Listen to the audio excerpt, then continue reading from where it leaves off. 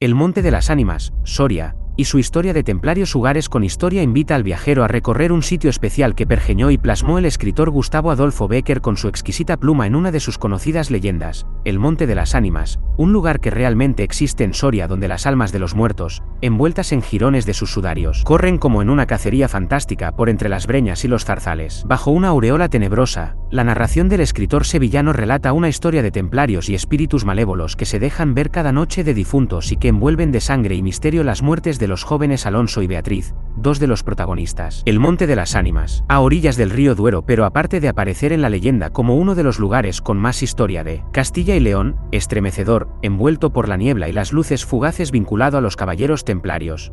El Monte de las Ánimas es mucho más que eso. Situado a las afueras de Soria y a orillas del río Duero, en realidad quienes allí deambulan son los corzos y jabalíes, pero el imaginario popular le ha otorgado un lugar destacado en los anales de la literatura romántica, escrita en nuestro país. Y con razón, la leyenda de Bécquer también referencia a otros lugares próximos al monte, como el espléndido monasterio de San Juan de Duero, el convento de San Polo, del que hoy solo se conserva su iglesia, la propia ciudad de Soria o el Monte Moncayo, ubicado en el límite de las provincias soriana y zaragozana, todos de obligada visita. El viajero se puede organizar una estupenda ruta turística por Soria que le permita revivir, como un protagonista más, aquella inquietante historia que permanece en el recuerdo. Existen pocos lugares tan bellos y melancólicos como las ruinas del claustro de San Juan de Duero, los arcos de San Juan de Duero, como lo llaman. Aquí levantaron los caballeros hospitalarios de San Juan de Jerusalén un monasterio en el siglo XII. Sus parajes inspiraron la leyenda de Bécquer. El monasterio se arruinó en el siglo XVIII y fue despojado de muchos de sus elementos,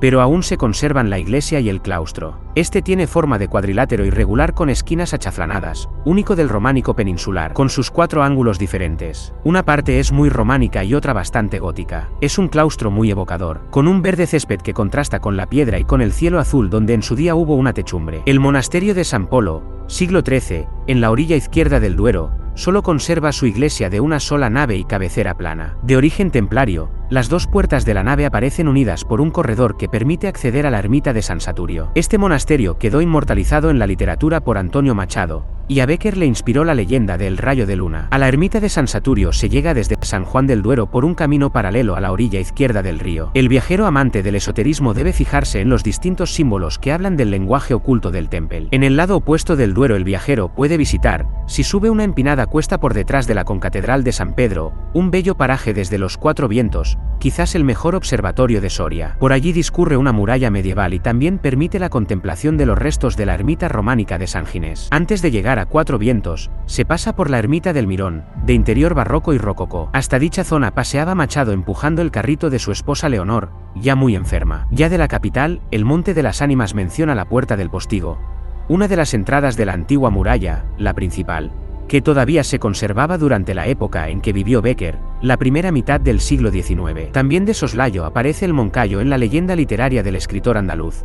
Un escenario propio para otro tipo de fábulas en un escenario declarado parque natural. Si de montes con historia hablamos, aquellos volcanes canarios de Lanzarote que emergieron de las entrañas de la tierra hace millones de años, también merecen un hueco en los anales. Cuando llega la noche de difuntos se oye doblar sola la campana de la capilla en el Monte de las Ánimas. Los ciervos braman espantados, los lobos aúllan, las culebras emiten horrorosos silbidos, y al otro día se han visto impresas en la nieve las huellas de los descarnados pies de los esqueletos. Pese a que solo se trata de una leyenda, Lugares con Historia recomienda al viajero hacer esta ruta en cualquier otra época del año. Por si acaso.